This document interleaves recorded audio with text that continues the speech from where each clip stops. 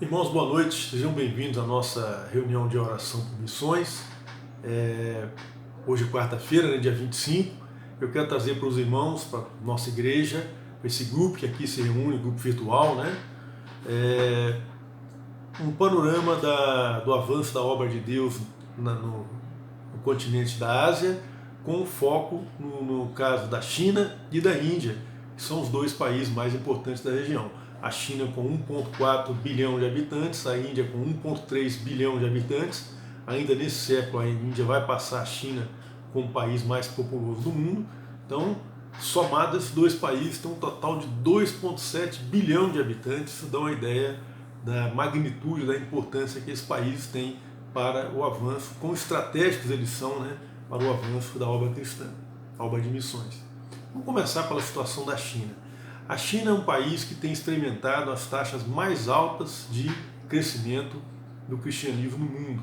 Os estudiosos do avanço de missões estimam que cerca de 90% das conversões que acontecem hoje dentro do segmento de evangélicos protestantes, que é o segmento que nos interessa, acontecem na China.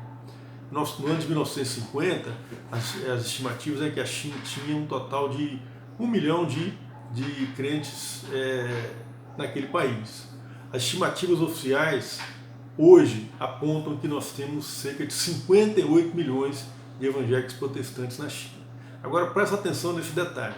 A igreja evangélica na China, ela está dividida em dois segmentos. Nós temos a igreja que existe sob a tutela do Estado, e eu não quero dizer para os irmãos que essa igreja seja uma igreja infiel, que não seja uma igreja bíblica, porque eu não estou na realidade do país, eu não quero julgar os meus irmãos lá dentro das dificuldades que eles enfrentam. Mas tem um grande segmento da igreja, o mais importante, que faz mais conversões, que é a igreja clandestina, a igreja que se recusou a viver sob tutela do Estado. Essa igreja é a igreja que faz o trabalho de pregação nos metrôs, nos mercados, nas vilas, e é uma igreja clandestina, portanto, que vive sob pesada perseguição. Apesar da Constituição chinesa garantir a liberdade de culto, mas na prática essa liberdade de culto só existe para as igrejas que se submetem a viver sob a tutela do Estado, e essa igreja clandestina não se submete a isso, é a igreja que faz um número maior de conversões. Essa igreja, ela vive um padrão de vida que lembra muito aquele padrão de Atos. Até mandei um vídeo da situação atual dessa igreja para alguns irmãos do Bom Retiro essa semana. Uma igreja que tem vivido sinais, tem presenciado a operação de sinais e maravilhas da parte de Deus, curas, realmente, milagres inexplicáveis pela ciência têm acontecido no meio desses irmãos, e eles têm feito avançar essa obra por todo o país. E é difícil para o governo central conseguir parar esses irmãos, porque eles são muito ousados, são muito destemidos e trabalham de maneira descentralizada, de casa em casa, o testemunho pessoal de boca em boca, e muitas pessoas se convertem, de modo que as estatísticas oficiais, elas subestimam de fato o tamanho dessa igreja.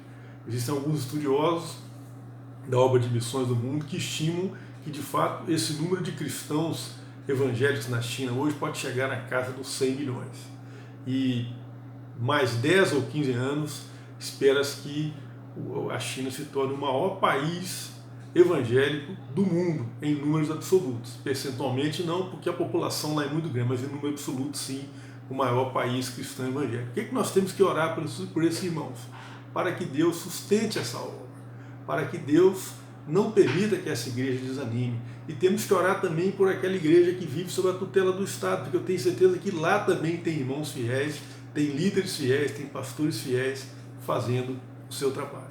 Bom, e a situação da Índia? Para falar da situação da Índia, a Índia é um país de um regime completamente diferente da China, né? A China é uma ditadura comunista, o partido único controla tudo. A Índia é uma democracia, tem eleições livres, é uma outra forma de organização político-social, né? A China, meus filhos, ela é berço de duas importantes religiões mundiais, o budismo e o hinduísmo. Mas o budismo hoje praticamente é inexistente na Índia. Ele foi exportado para outros países, na Índia mesmo ele praticamente desapareceu. Mas 85% da população é adepta do hinduísmo, que é um regime, uma religião muito complexa, com um conjunto muito grande de crenças, eles são politeístas, e eu não quero entrar aqui em detalhes, até porque não tenho um conhecimento tão aprofundado assim do hinduísmo, mas eu quero destacar duas crenças importantes que eles têm e onde o cristianismo tem feito muito progresso entre os indianos, porque por causa dessas crenças específicas que eles têm. O hinduísmo ele adota o sistema de castas. Então a Índia é um país que vive de acordo com o sistema de castas, né? Ou seja, uma estrutura estratificada da sociedade. Você tem as classes superiores e as inferiores, sendo que as classes mais baixas não têm praticamente direito a nada e vivem com muita dificuldade, com muita pobreza.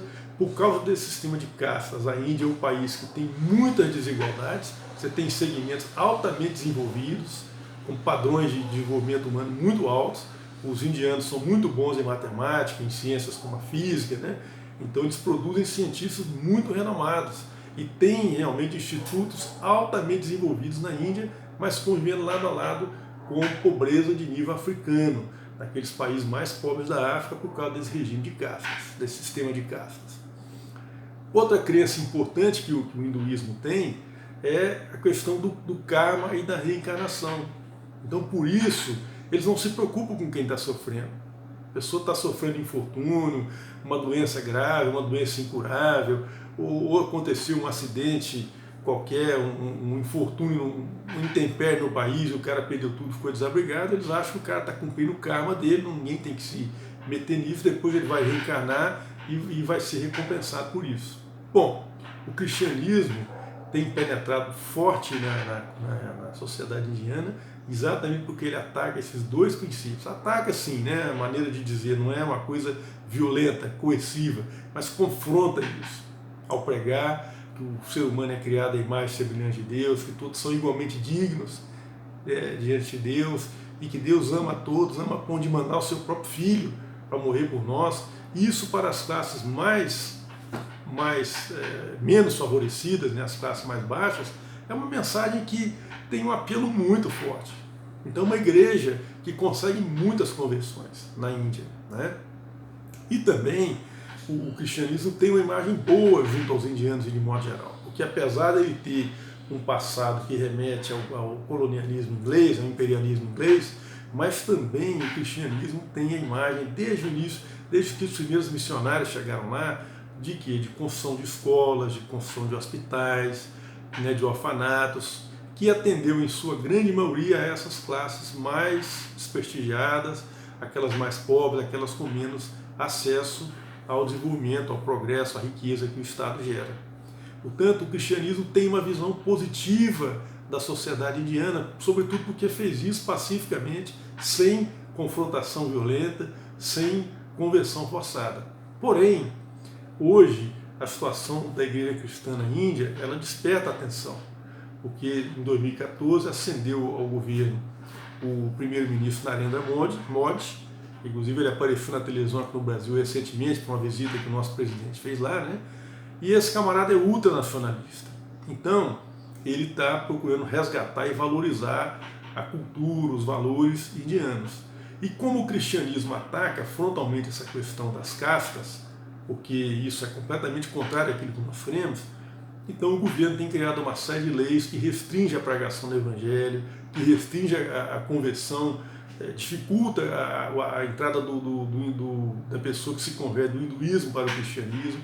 E então a história recente registra vários problemas de ataques que a igreja tem sofrido pelo braço estatal por essa questão cultural, ideológica, que já não tem nada a ver com o problema chinês, mas é uma perseguição tanto quanto, apesar de que a população indiana em geral tem uma visão muito positiva do cristianismo. O cristianismo é bem aceito lá pela população em geral. Então nós temos que orar para que essa igreja possa encontrar espaço de contornar essas dificuldades impostas pelo governo e que a soberania de Deus possa promover a entrada no poder de um outro regime, já que lá tem eleições livres, esse governante, do mesmo jeito que ele entrou, ele pode sair. Então nós temos que estar em oração por esses irmãos. Então vamos lembrar de orar pela igreja da China, vamos lembrar de orar pela igreja da Índia, porque são países muito populosos e a igreja ali então precisa transmitir essa mensagem, porque não só são países populosos, mas países muito influentes em toda a região do Sudeste Asiático. Muito obrigado, meus irmãos.